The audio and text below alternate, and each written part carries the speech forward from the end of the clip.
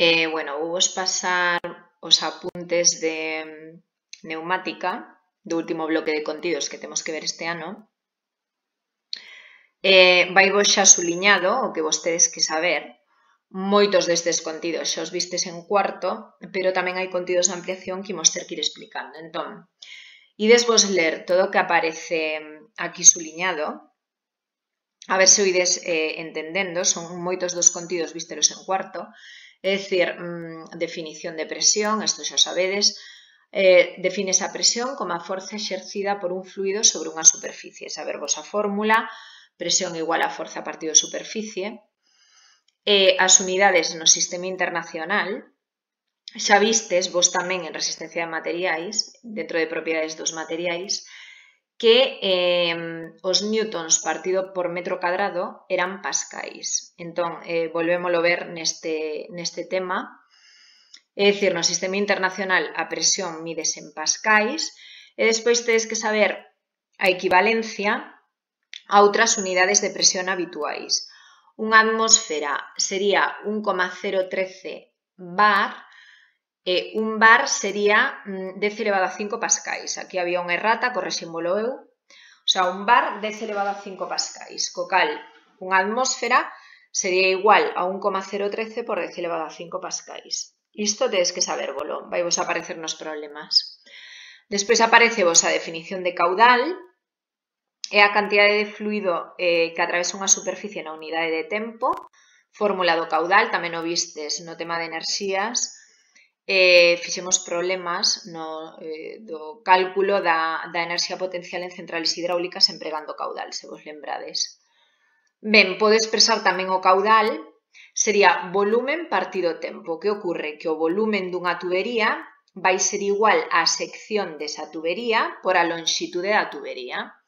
E a lonxitude da tubería partido tempo sería a velocidade, é dicir, unha lonxitude que se dá en metros partido unidade de tempo, metros partido por segundo, danos velocidade, co cal podemos expresar este caudal tamén como V por S. Ben, pasamos entón ao principio de Pascal. Se aplicamos unha presión nun punto dun fluido, esta vai ser igual en calquer punto dese fluido, é dicir, transmítese con igual intensidade en todas as direccións dentro dese fluido. Co cal, a presión en 1 vai ser igual a presión en 2 e, como vimos antes, presión é igual a forza partido superficie. Isto utilizarémolo sobre todo cando vexamos hidráulica o ano que ven. O sea, unha das aplicacións sería a prensa hidráulica, veredelo o ano que ven con Javier. Ben, seguimos entón, empezamos xa co circuito neumático. Estos son repaso do que son unidades, fórmulas da presión e do caudal. Agora, imos empezar a ver de novo os distintos elementos que xa vistes en cuarto, distintos componentes dun circuito neumático. Entón, primeiro, características dos circuitos neumáticos que os diferencian dos circuitos hidráulicos. Unha característica dos circuitos de aire comprimido, circuitos neumáticos, é que son abertos. É dicir, nós collemos o aire da atmósfera, aproveitámolo, elevándolle a súa presión, e despois ímolo soltar de novo á atmósfera. A diferencia diso, os circuitos hidráulicos son pechados, é dicir, non soltamos o aceite por aí. Si que é verdade que as instalacións neumáticas son moito máis limpas e as instalacións hidráulicas podemos encontrar nelas con frecuencia manchas debido a fugas de aceite. Outra característica que diferencia circuitos neumáticos de circuitos hidráulicos é que as forzas que podemos xerar nas instalacións hidráulicas son maiores, xa que digamos que os componentes dun circuito hidráulico soportan maiores presións que os componentes dun circuito neumático. Vale? Entón, as forzas que podemos xerar tamén moito maiores. Ben, despois empezamos a ver os distintos elementos do circuito neumático. Ben, empezaríamos polo compresor. Que fai o compresor? Pois o que vimos o ano pasado. É o elemento da instalación encargado de captar o aire atmosférico e subirlle a presión. Non vos vou pedir os distintos tipos de compresores, isto verévelo o ano que ven en segundo, co cal simplemente saber a función do compresor, capta aire atmosférico e eleva a súa presión. Ben, seguimos, depósito acumulador. Unha vez que levamos o aire a presión, ímolo mandar a distintos elementos que teñen a capacidade de almacenar ese aire comprimido, vale? Un deles sería o depósito. O depósito, digamos que se diferencia dos acumuladores intermedios en que suele ter moita máis capacidade que un acumulador intermedio. O sea, eu o aire vou a poder almacenar tanto en depósitos como en acumuladores intermedios. A diferencia entre uns e outros é que o depósito ten moita maior capacidade. Ben, despois seguimos. Vale, seguimos. Presostato. O presostato que se vai encargar é de controlar o funcionamento do compresor, é dicir, comproba a presión acadada no depósito, onde almacenamos o aire a presión, e se esa presión acadou un valor máximo manda a orde de parar o compresor, vale? O compresor non está funcionando todo o tempo. Co cal, cando se acada unha presión máxima, detén o funcionamento do compresor. Que ocorre? Que a medida que se vai consumindo aire a presión tamén do depósito, é dicir, vai saindo o aire acumulado no depósito, descende a presión do aire que queda no depósito. Co cal, neste caso tamén o presostato detecta esa baixada de presión nos depósitos e o que fai é volver regular de novo o funcionamento do compresor e facer que arranque de novo o compresor cando se chega a un mínimo desa presión do aire dentro do depósito. Ben, despois teríamos manómetros e termómetros. Manómetro mide a presión e o termómetro pois a temperatura do aire. Ben, as chaves de purga. Tanto nos depósitos, o sea, en todo o que nos utilizamos para acumular aire a presión, tanto en depósitos como en acumuladores intermedios, no fondo deles temos válvulas de purga ou chaves de purga. Por que existe isto? Pois porque ese aire a presión que nos almacenamos dentro do depósito leva unha parte de vapor de auga, que se vai acabar condensando e caendo, esas gotitas acaban caendo ao fondo do depósito, a parte de abaixo do depósito. Co cal, ao abrir esas chaves de purga, esas válvulas de purga, esa auga condensada pois é expulsada, para evitar, obviamente, que pase o resto da instalación, porque nos interesa que o aire a presión leve auga. Ben, despois temos a unidade de mantemento. Que ocorre? Que os circuitos neumáticos van traballar a unha presión mínima e unha presión máxima. E para estabilizar iso a un valor fixo, esa presión, decíamos antes que o almacenamento realizábase entre dúas presións determinadas, unha mínima e outra máxima. Pois para que a instalación estabilice o valor desa presión, empréganse as unidades de mantemento, que van a estar formadas por distintos elementos que imos ver agora. O primeiro deles sería o filtro, que a misión que ten é reter as impurezas que puidese ter o aire, vale? Que non deixa que pasen á instalación. Despois, un regulador de presión que mantén a presión na súa saída constante, independentemente das variacións de presión que teña a entrada. A presión de saída sempre vai ter un mesmo valor. O lubricador tamén formaría parte da unidade de mantemento. O lubricador o que se encarga, mediante aceite, é evitar ou reducir os rozamentos entre os elementos móviles que teñamos na instalación e protexela tamén contra o óxido, o sea, para que non se oxide. Ben, e de saltar o punto 6, onde aparece elementos dun circuito hidráulico, ímolos ver en segundo de bacharelato, non nos imos ver este ano, e imos a redes de distribución e elementos de control e regulación. Que vostedes que saber dai, redes de distribución son as encargadas de levar o fluido, é dicir, neste caso aire, circuitos neumáticos, dende a unidade de mantemento ata o punto de consumo. Vale, esas serían as redes de distribución. Tedes aquí un debuxo, teríamos aquí o depósito e aquí unha serie de acumuladores intermedios, tanto este, máis pequeniños, como vedes, que o depósito, como este. Ben, elementos de control. Son, obviamente, a representación é a mesma en circuitos hidráulicos e neumáticos. Diferencianse en que son máis robustos nos circuitos hidráulicos. Nos imos centrarnos este ano únicamente en circuitos neumáticos, vale?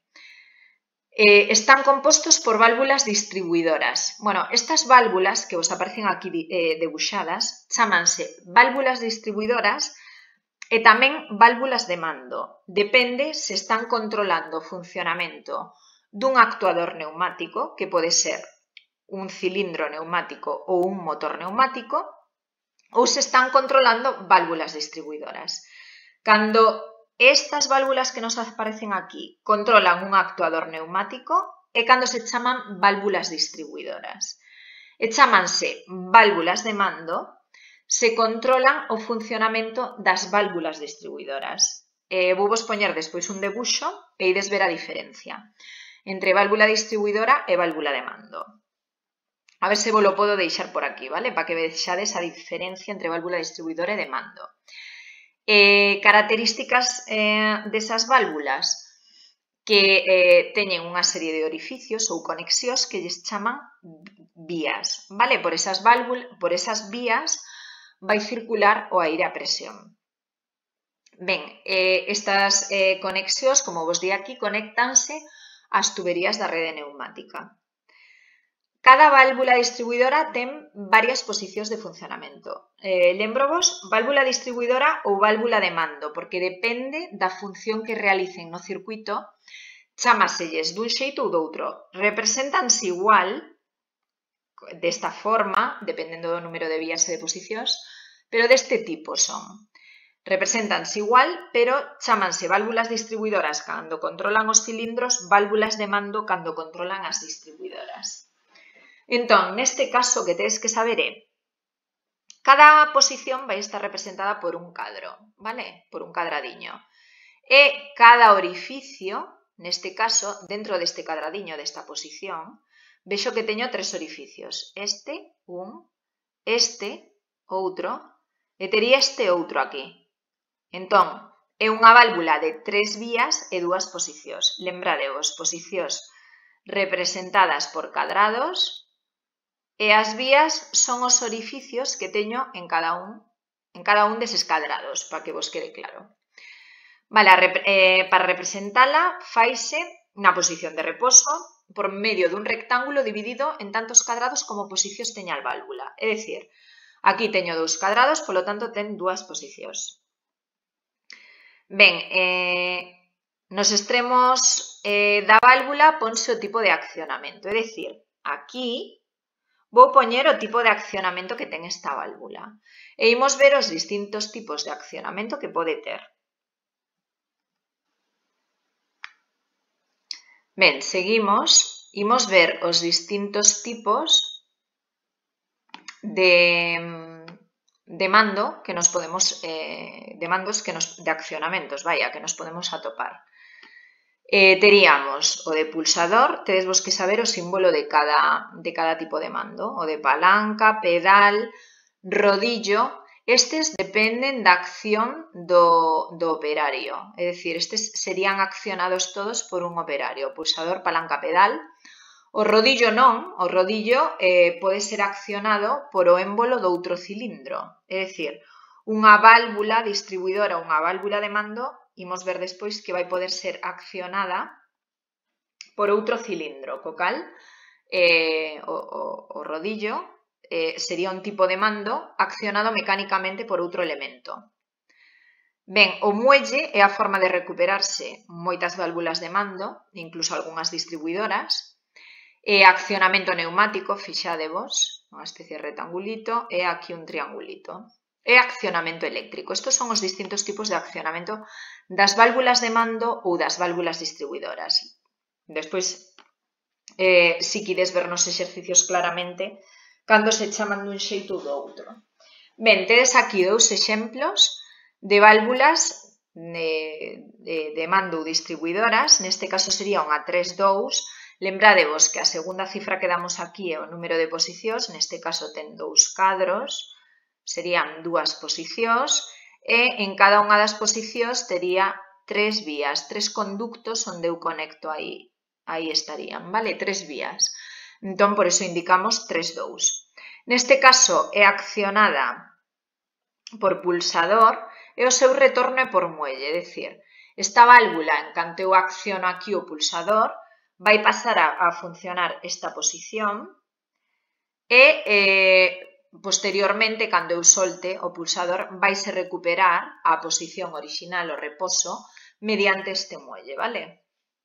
O mesmo, neste caso, teríamos unha válvula distribuidora ou de mando que sería 5-2, lembradevos, posicións, os cadriños que tiña, 2, co cal 2 posicións e 5 vías. En cada un dos cadriños teño 1, 2, 3, 4, 5. Vale, 5 conexións onde se van enganchar aí distintos elementos. Ben, elementos de regulación. Imos ver agora outro tipo de válvulas. Válvula selectora ou válvula O. Válvula OR, que se chama a veces porque se compara coa válvula digital, o sea, coa porta OR en digital, en electrónica digital, que o vistes tamén o ano pasado. Entón, neste caso, eu vou ter sinal de aire comprimido na saída cando teñan algunha destas dúas entradas, ou ben nesta ou ben nesta. Non necesito telo simultaneamente nas dúas. Obviamente, se o teño nas dúas, tamén vou ter aire á saída. Pero non é necesario, é dicir, na válvula selectora ou válvula O, chega con telo nunha entrada para telo á saída. E, obviamente, se o teño nas dúas entradas, teño a saída.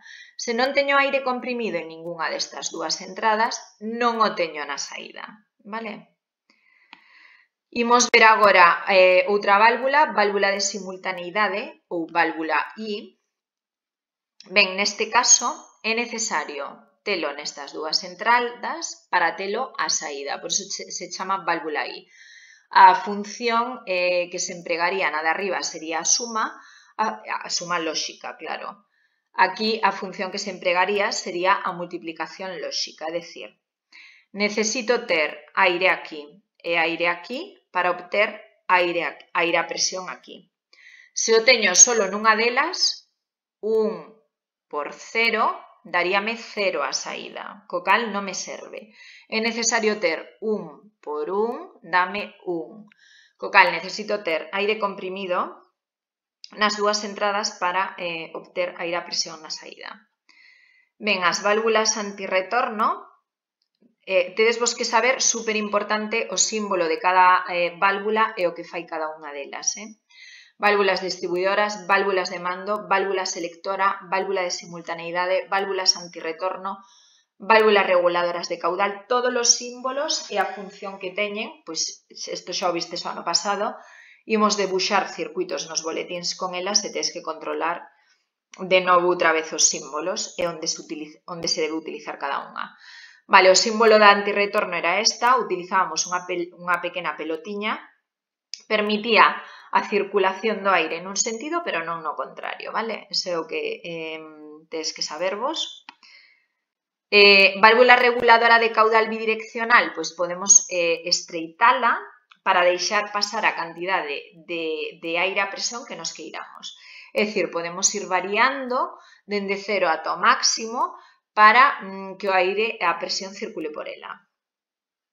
Ben, válvula reguladora de caudal unidireccional, vou vos poñer aquí a fotito dunha válvula reguladora de caudal unidireccional que constaría das dúas válvulas anteriores, é dicir, a unidireccional consíguese con unha válvula de caudal bidireccional, con unha reguladora de caudal bidireccional e cunha válvula antirretorno, con estas dúas, tanto con esta como coa de abaixo, vale? Como co que acabamos de ver aquí, con esta e con esta, e obteríamos a que vos vou deixar aquí debuxada. Ben, pasamos a outros elementos dun circuito neumático, neste caso serían actuadores. Os actuadores neumáticos transforman a enerxía do aire a presión en enerxía mecánica, vale? No caso dos motores, unha enerxía mecánica de rotación. No caso dos cilindros, o movimento é rectilíneo, vale? Realizan un traballo mecánico. E distínguense dous tipos de actuadores neumáticos. Perdón, dentro dos cilindros distinguimos dous tipos, vale? Actuadores neumáticos, os que imos ver son cilindros neumáticos e motores. Pero dentro dos cilindros teríamos os cilindros de simple efecto, como os viste xa o ano pasado, e os cilindros de doble efecto. Imos ver a diferencia entre uns e outros. Ben, pois seguimos. Dentro dos cilindros dentro dos cilindros dixemos cilindros de simple efecto e cilindros de doble efecto. Por que se caracterizan os cilindros de simple efecto? Por unha soa toma de aire comprimido, esta de aquí, vale? Por aquí iría entrando o aire a presión e fai avanzar este émbolo. Isto de aquí sería o émbolo, isto é o vástago. Co cal ao avanzar este émbolo, o vástago realiza un traballo que pode ser empurrar calquera cousa, por exemplo, vale? Calquera cousa que eu tivese aquí, o vástago pode empurrala.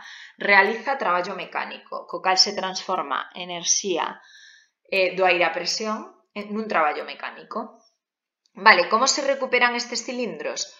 Por aquí non vai entrar aire a presión para que se recupere o cilindro, para que volva á posición orixinal, senón que se recuperan por medio dun muelle. O sea, entrar por aquí aire a presión, este muelle vese cada vez máis comprimido, vale? Co cal, en canto se acada o límite, en canto deixo de meter aire a presión por aquí, este muelle vai facer que o cilindro recupere a posición inicial, vale? Vaise estirar de novo e o cilindro, o vástago, volve á posición inicial. Ben, nos cilindros de doble efecto, que é o que diferencia uns de outros, estes serían cilindros de simple efecto, como vedes, vale? Movimento de retroceso, xa vedes, aquí recuperándose por medio dun muelle. Vale, nos cilindros de doble efecto, imos velos aquí, teño dúas tomas de aire a presión, esta de aquí e esta de aquí. Vale, está en azul máis oscuro por onde está entrando aire a presión. Neste caso, produciríase o retroceso do cilindro, cando meto aire a presión por aquí, retrocede o vástago o émbolo do cilindro, e neste caso avanza o émbolo do cilindro e o vástago tamén, claro. Co cal, no cilindro de doble efecto, realízase traballo nas dúas direccións, é dicir, realízase traballo, este vástago pode empurrar calquera obxeto cara á dereita, pero tamén se eu engancho aquí calquera obxeto, cando meto aire a presión por aquí, este vástago pode arrastralo para a esquerda, co cal realízase traballo tanto no avance como no retroceso do cilindro, vale? Para que vexades a diferencia. Cilindro de simple efecto, tiñamos o retroceso por muelle, só tiña unha entrada de aire comprimido, e o cilindro de doble efecto ten dúas tomas de aire comprimido e realiza traballo nas dúas direccións, vale? Imos explicar un exercicio, os exercicios tipos que ides ter que saber facer de cilindros de simple efecto e cilindros de doble efecto. Entón, aparecevos aquí a forza. Podemos calcular a forza que fai un cilindro, neste caso un cilindro, se o cilindro é solo de simple efecto, a superficie sería a forza realizada por o cilindro é a presión do aire por a sección sobre a que actúa ese aire. É dicir, se vos imaginades isto de aquí é un círculo, é a superficie dun círculo, é dicir, a sección sobre a que actúa o aire é un círculo, co cal S vale πr cadrado. Co cal eu aquí, cando calculo a forza, vou multiplicar a presión do aire que está entrando aquí por a sección sobre a que actúa ese aire. A sección que vai facer avanzar ese émbolo. A sección, lóxicamente, isto de aquí que estou eu sinalando, é un círculo, co cal a súa superficie é pi por r cadrado. Terei que multiplicar, polo tanto, a presión dese aire que está entrando no cilindro por pi r cadrado, sendo r o radio do émbolo, vale? Ese é o cálculo que vedes aquí máis abaixo. Si el movimiento es de avance, lóxicamente, nesta sección de aquí que eu vos estou marcando, a S sería pi r cadrado. Se isto fose un cilindro de doble efecto, tería que ter en conta a sección de aquí, vale? Solo este cachiño sería a sección total do émbolo, pero tería que restarlle a sección do vástago, porque este cacho que ocupa o vástago, o aire non o pode ocupar. O aire vai estar por aquí e por aquí arriba, pero non por aquí, polo medio, porque aquí está o vástago. Co cal, cando tes que facer os cálculos da forza de retroceso, no movimento de retroceso, a sección sobre a que vai actuar o aire será pi que multiplica a r grande ao cadrado menos r pequena ao cadrado, vale? Co cal, hai que telo en conta a hora de calcular as forzas. Ben, imos ver un exemplo que tedes aquí que vos di. Calcula a forza realizada por un cilindro de simple efecto que ten unha área de émbolo, xa nos dan S, é dicir, aquí non temos que calculala, xa me din que S do émbolo, a sección do émbolo é 10 centímetros cadrados. É un área de vástago de 5 centímetros cadrados. Lóxicamente, isto dame igual, porque se é un cilindro de simple efecto, eu non vou ter en conta a área do vástago, vale? Isto sí que sería, nos habitualmente non nos poñemos xa nos problemas, pero non podería explicar con isto, porque aquí eu non necesito utilizar esta fórmula. Se é un cilindro de simple efecto, a forza que vai facer únicamente é no avance, vale? Despois teríamos a forza de retroceso, pero que, a ver, que recupérase ca forza dun muelle, non teríades que facer o cálculo, porque non actúa a presión, non actúa a presión co retroceso, entón isto non o teríamos que ter en conta. Ben, unha carreira de 20 centímetros e a presión do aire suministrada é de 6 bar. Vale, os bar o que fan aquí é pasalos a pascais, co cal imos poñer todo en unidades do sistema internacional. Esta é a fórmula, forza de avance, que é a que se calcula nun cilindro de simple efecto, igual a presión a que vai o aire por a sección do émbolo. Co cal, o que facemos é pasar este 6 bar a pascais. Poño todo en unidades do sistema internacional. 6 por 10 elevado a 5 newtons partido por metro cadrado, que isto, lembradevos, será un pascal.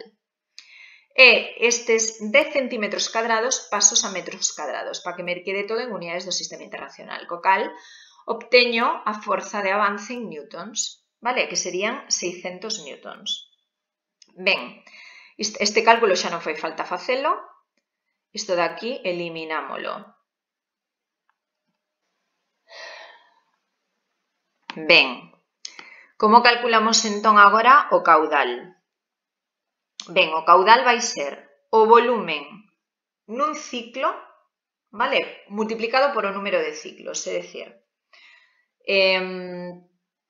o que faríamos teríamos que calcular primeiro o volumen total consumido nun ciclo. Cal vai ser o volumen total consumido nun ciclo? Pois o consumido nun avance nun cilindro de simple efecto. Co cal, dinos aquí que a área do émbolo, se vos fixades nun cilindro, vou vos deixar un debuxo por aquí, nun cilindro o volumen total dese cilindro calculase como a superficie da base, neste caso sería a superficie do émbolo, a área do émbolo, multiplicado por a altura do cilindro, vale? A lonxitude do cilindro, neste caso a carreira do cilindro. A carreira, lembradevos que o desplazamento do émbolo, vale? Dende o punto inicial ata que avanza completamente. Ben, entón, o desplazamento do émbolo, a altura dese cilindro sería 20 centímetros, co cal multiplicaríamos nun ciclo, o volumen consumido sería 10 centímetros cadrados por 20, pero canto nos di que se move pois dinos que realiza 10 movementos por minuto, co cal 10 ciclos por minuto. Cal será, polo tanto, o caudal de aire consumido por un cilindro de simple efecto nun minuto?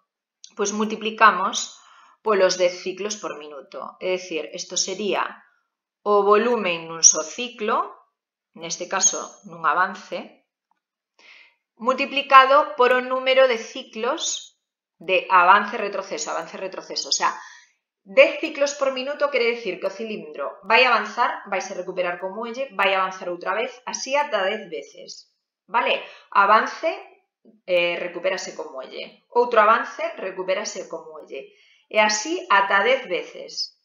Co cal teño que multiplicar o que acabo de obter por eses 10 ciclos por minuto. Vale? Entón sería 10 centímetros cadrados, a área esa, por os 10 ciclos por minuto.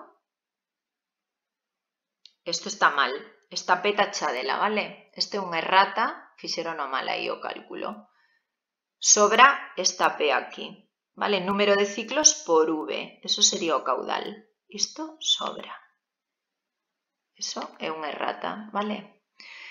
Tamén correxides aquí, isto serían 2000 centímetros cúbicos por minuto. Ben, que serían 2 litros por minuto.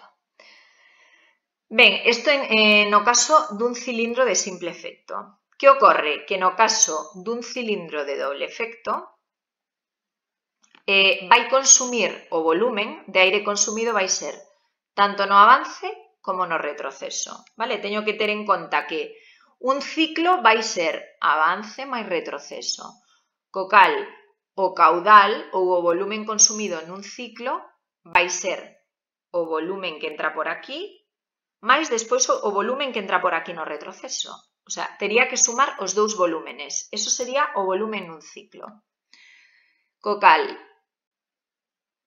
o mesmo, forza exercida por o cilindro sería, claro, teño o que tiñamos en conta antes. Neste caso, teño que ter en conta que o aire actúa tanto na sección de avance como na sección de retroceso, vale? Restándolle, lembradevos, a área ocupada polo vástago. E imos ver agora este exemplo.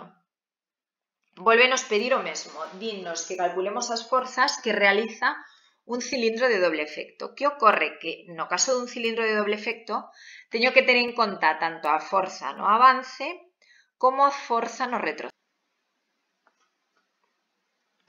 Ben, entón, cálculo da forza no cilindro de doble efecto, a forza de avance, P por S, igual que antes, se non me din que hai un rendemento, porque poden falarnos de rendementos nos cilindros. Por efecto do rozamento, pode ser que non se transmita completamente a forza do aire, non se traduza en forza do cilindro, o 100%, vale? Entón, cando nos falan de que o cilindro ten un rendemento, meteríamos o rendemento aquí, multiplicaríamos rendemento por P por S. Neste caso, non nos falan de rendemento, considerase entón que hai un rozamento despreciable, multiplico P por S. Neste caso sería a S do avance, co cal sería presión do aire, paso a pascais, como sempre, lembradevos, 6 bar é igual a 6 por 10 elevado a 5 pascais, os pascais serán newton partido metro cadrado, e multiplico por a área do émbolo en metros cadrados, vale? Que apoño aquí, e dame 600 newtons. Para calcular a forza de retroceso teño que restar a área do émbolo menos a área do vástago, co cal 10 menos 5 quedame 5 centímetros cadrados, vale? Entón, o aire só vai actuar sobre esa área de retroceso, sobre a resta destas dúas. 10 menos 5 quedaríame 5, entón fago o mesmo, multiplico a presión en pascais por a sección sobre a que actúa o aire a presión, que neste caso sería isto, en metros cadrados. E dame que a forza de retroceso son 300 newtons. Nos cilindros de doble efecto, lembradevos, sempre tedes que calcular forza de avance e forza de retroceso. Nos cilindros de simple efecto, solo tedes que calcular forza de avance. Ben, Que ocorre? Que agora, ao estar nun cilindro de doble efecto, o caudal nun ciclo vai ser o caudal no avance máis o caudal no retroceso. Volve a haber aquí un erro, esta P está mal, increíble, non sei por que estes están multiplicando por P en todos os problemas, teñeron mal. Vale, non habería que multiplicar aí por P, eso está mal. Ben, entón, o que faríamos para calcular o caudal no avance sería multiplicar o volumen, que volvemos calculalo, o volumen nun cilindro vai calcularse sempre multiplicando a sección ou área do émbolo por a carreira, neste caso a carreira dinnos que é de 20 centímetros, co cal sería a sección no avance e a total do émbolo 10 centímetros cadrado por 20 de carreira. E despois, cantos ciclos medín que realizan un minuto? 10 ciclos por minuto. Vale? Multiplicaríamos iso e o que nos dé. Repetid esta conta porque obviamente teñena mal feita. O sea, deuselles por multiplicar aquí por 6 está mal.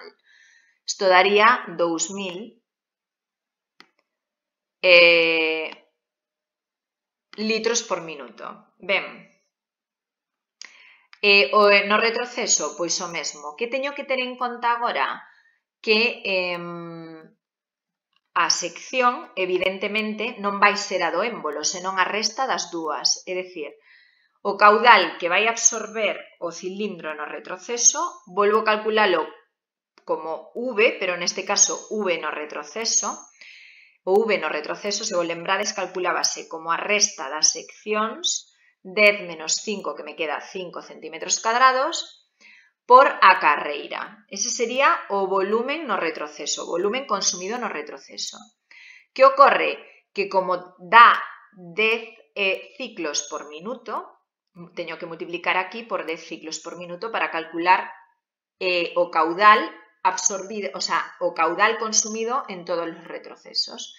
E facendo esta conta, volvéronse a equivocar aquí, isto quedaríame 2 por 5, 10, 1000. Isto sería un 1 aí, vale?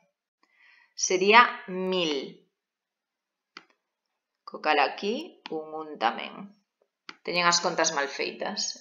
Non sei por que están metendo, o sea, fixeron mal iso porque meteron aquí a presión, pero bueno. Os apuntes están ben, é unha errata que tiveron nun exercicio. Correxido e xa está. E o que teríamos que facer aquí ao final sería sumar. Pois quedaríame 2 litros por minuto, neste caso, e 1 litro por minuto, co cal sería 3. Esta conta tamén está mal, correxídela, vos isto tedes que telo ben, vale?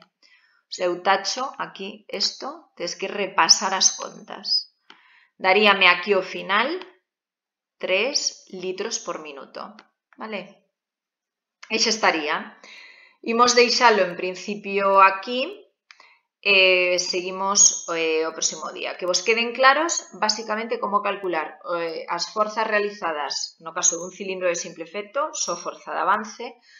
No caso dun cilindro de doble efecto, hai dúas forzas que van realizar, o sea, o cilindro de doble efecto fai traballo mecánico nos dous sentidos, tanto no avance como no retroceso. Hai dúas forzas que eu teño que calcular debidas ao aire a presión, forza de avance e forza de retroceso. Para o cálculo do caudal consumido por o cilindro, no cilindro de simple efecto, só calculamos o caudal no avance e no cilindro de doble efecto calculamos o caudal tanto no avance como no retroceso, de forma que o caudal total vai ser a suma dos dous, vale? Do caudal consumido no avance máis o caudal consumido no retroceso. Ben, paso vos estes apuntes, deixámola aquí por hoxe e a ver se o próximo día vos paso xa exercicios deste bloque de contidos para que practiquedes vos e farei vos eu tamén algún vía vídeos, vale? Se tedes calquera dúbida, pois preguntadesme. Un saúdo.